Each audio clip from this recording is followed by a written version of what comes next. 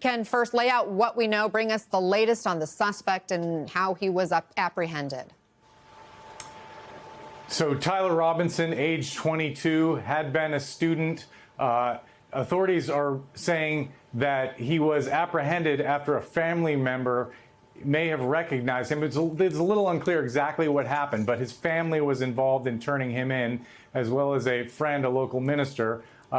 They're saying that his roommate shared Discord messages that showed him discussing hiding a rifle wrapped in a towel. And of course, they recovered a rifle that they say was the murder weapon wrapped in a towel at the scene. The information they released at the news conference suggests that this suspect was steeped in internet meme culture and had a grudge against Charlie Kirk for political reasons. But the information they've released doesn't completely make the motive clear or the ideology of the suspect. And we don't know whether this suspect had mental health problems. We see on public records that the suspect shares an address with Matt Robinson. It's been reported that Matt Robinson is his father. There's a Matt Robinson who is a veteran of the Washington County Sheriff's Department in Utah, a 20-year veteran. And the authorities are saying that a family member helped turn him in. So we need to do some more reporting on that. So the picture is coming together, but there are still a lot of questions about the potential motive of this subject, Anna. Aaron, talk to us about other evidence that was revealed, including the digital footprint, the bullet casings, and so forth. Yeah, we actually got a considerable amount of detail about what investigators have been learning over the last couple of days, more than you might have expected at this point in the process. Obviously, there's going to be a prosecution to come. The governor has indicated that it is his expectation that the state of Utah will seek the death penalty in this case. In terms of what was revealed today about what was captured, both by video and taken into custody by law enforcement here, we know from the governor that their suspect, Tyler Robinson, came onto campus here on Wednesday morning, somewhere in the 8 o'clock hour. According to the interviews that they were able to do and some of the digital cell phone exchanges and things of that sort that they were able to, investigators were able to see, it seems as though Robinson had indicated at some point that he had been surveilling the campus to some degree and had left a weapon for himself to be able to use on Wednesday morning. Officers were able to find that weapon in a wooded area just off campus here. We saw that video of the suspect jumping off the roof of the building just across from where the building where we're standing right now, carrying something, and we were told that a weapon was found in a wooded area near the campus.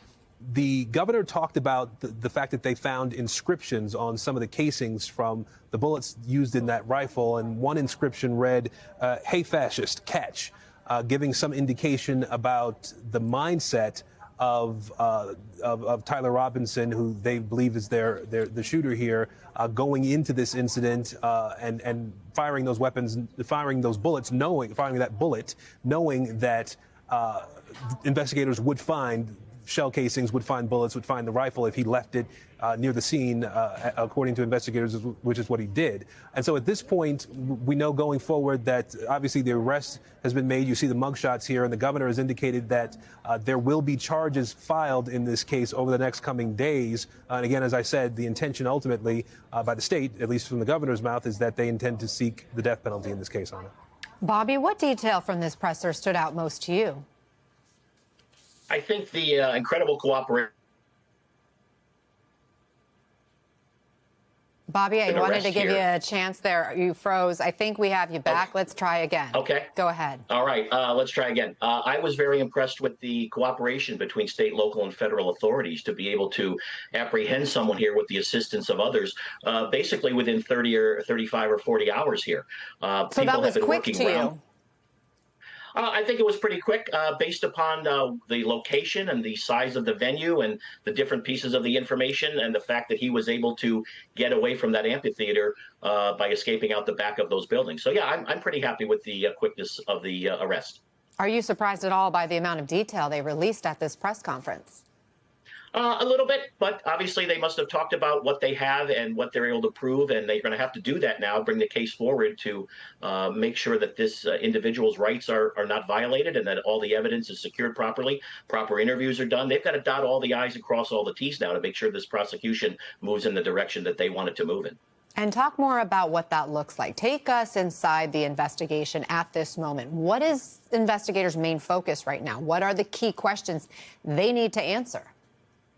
Well, it's still very ongoing. They're going to continue to look for all the electronic surveillance things that they're able to see with the Ring cameras, cell phones, and things of that nature. We're going to be interviewing friends and family and other students around that area to see what they saw.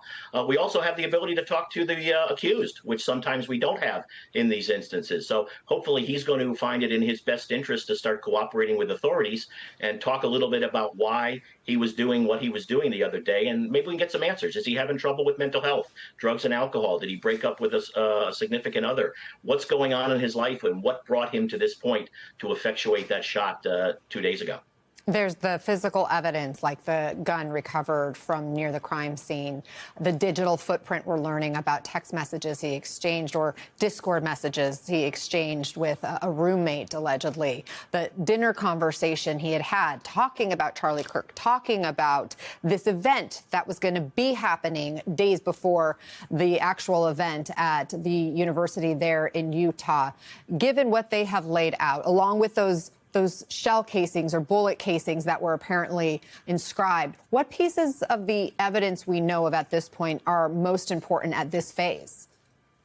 Well, I think, again, we want to know what was going on in his life, what was drawing him to take this action the other day, and how it could have been potentially stopped. You know, we've all got to be talking to our students, our friends, our dinner partners. If people are starting to say things that are a little bit out of the ordinary, we've got to stand up and say something. So it'll be interesting to know what those discussions were on the front end of this, and then the pieces of the puzzle after the fact when family or I guess a minister were involved, were able to say, hey, we need to bring this to an end and figure out how to get you involved with law enforcement and get this process started so that we can finish the investigation and move on.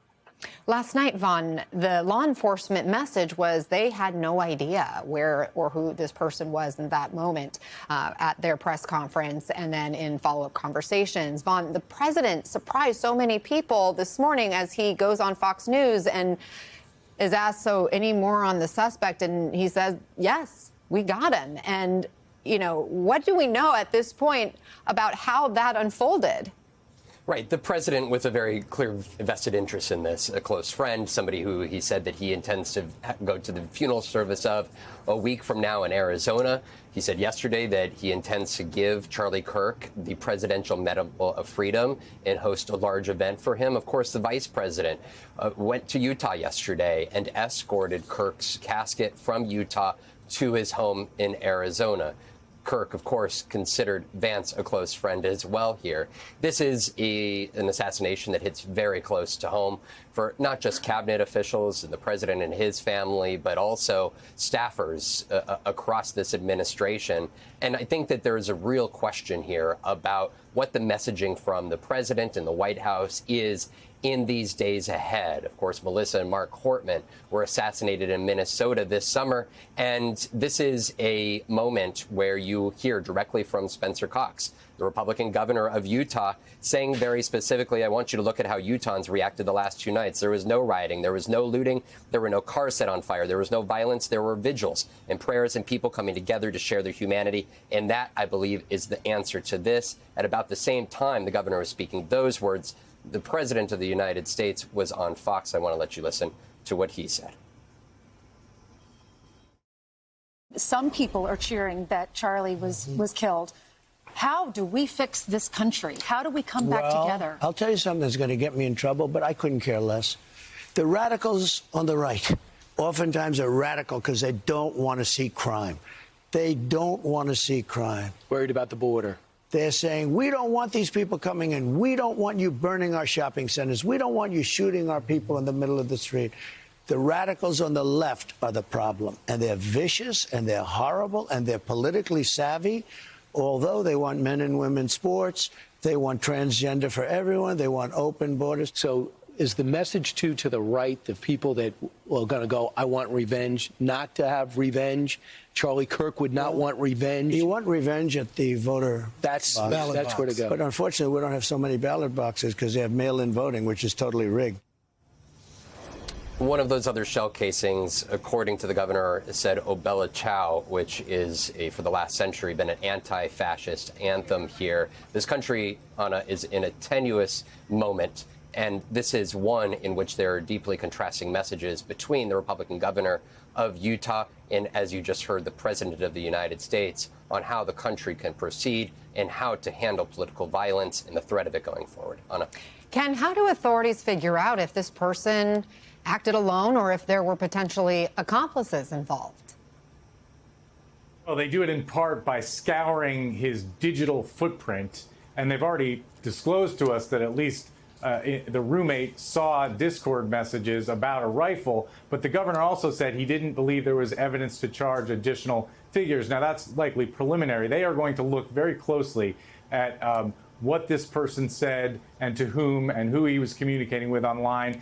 You know, the more we learn about this, this has all the hallmarks of so many past tragic incidences where you see a young person who is radicalized. In this case, though, instead of radicalized to nihilism, in the case of so many mass shootings, radicalized to a political point of view. Because what we clearly show here from what was revealed is that he was speaking about his animosity to Charlie Kirk. He had an anti-fascist message. But from what we know, he grew up in a very Republican area of Utah, apparently the son of a longtime member of law enforcement in a neighborhood where most people are registered Republicans. So this is going to be a really important inquiry into how this happened, how this person was radicalized in the context, as Vaughn said, of a series of political assassinations by people who were similarly radicalized, some to the right, some to the far left. It's going to be a very important investigation to find out what happened, but also on it to find out why.